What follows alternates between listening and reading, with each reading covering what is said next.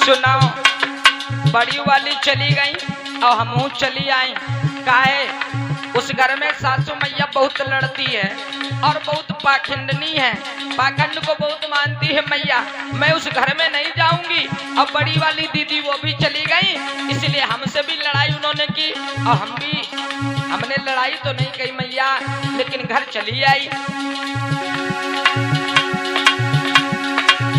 दीदी रूठ गई, मायके चली गई, दीदी रूठ गई, मायके चली गई।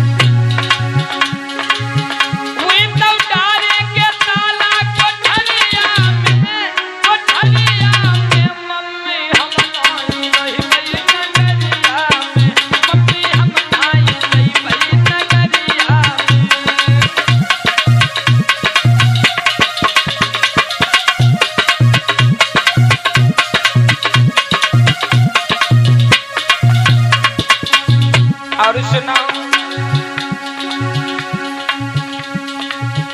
अरे रोज रोज सासू बेड़ी मंगवावे, हमसे हमारी सासू रोज रोज बेड़ी मंगवावत करे और ये हमें पसंद नहीं बिल्कुल मैया। अरे रोज रोज सासू बेड़ी मंगवावे,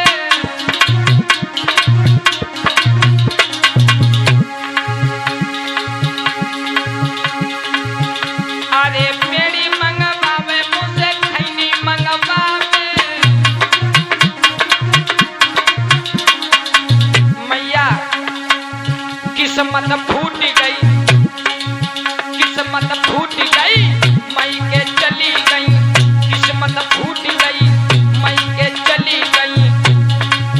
हुई तो डारे के ताला कोठरिया में मम्मी हम आई रही बई नगरिया में, मम्मी हम आई रही बई ससुररिया में।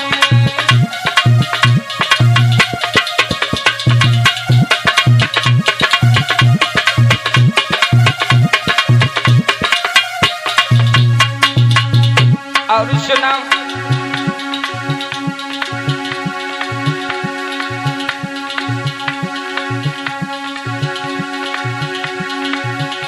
अरे रोज रोज सासू हमका फंसवावे,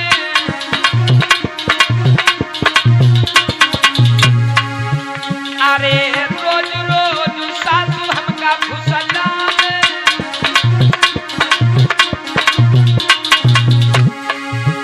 अरे हमका फुसलावे, गोबर पूजवावे।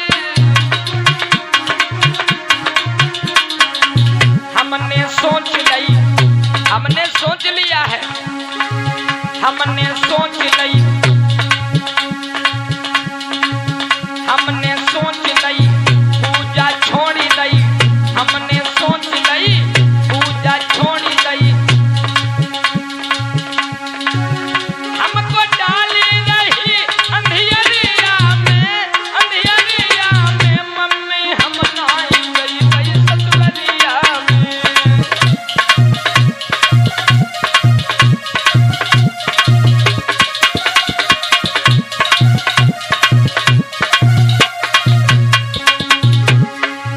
दीदी रूठ गई, मायके चली गई, दीदी रूठ गई, मायके चली गई। हुई तो डारे के ताला कोठरिया में मम्मी हम आई रही बई ससुररिया में।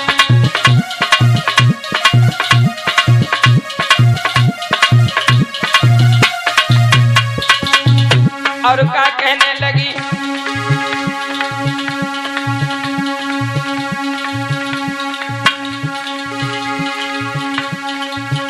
अरे एक दिन सासू मेरी देवी बनवावे,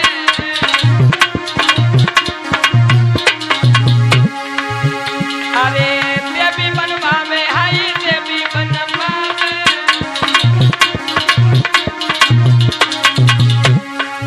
एक दिन सासू मेरी देवी मनाई रही थी और हमने क्या किया, हमने कहा मैया ये देवी ना पूजो, ये लोकल देवी हैं। अपने मैया बबूला की पूजा करो। तो सासू मैया हमारी नाराज हो गई मैया, और उनने करो का, अरे एक दिन सासू मेरी देवी मनावे,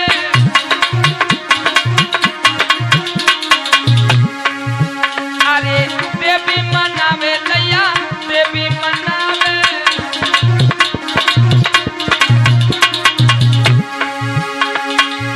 लोटा फेंक गई, उनने क्या करो, जब हमने मना करो तो लोटे ही फेंक दई।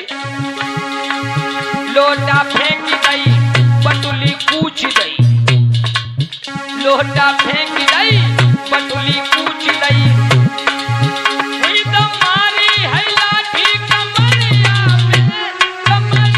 में मम्मी हम नाई गई भाई ससुरिया में।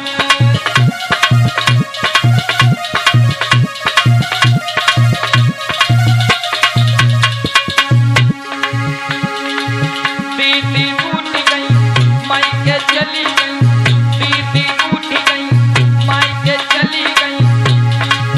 हुई तो डारी के ताला कोठरिया में मम्मी हम आई रही गई ससुरिया में।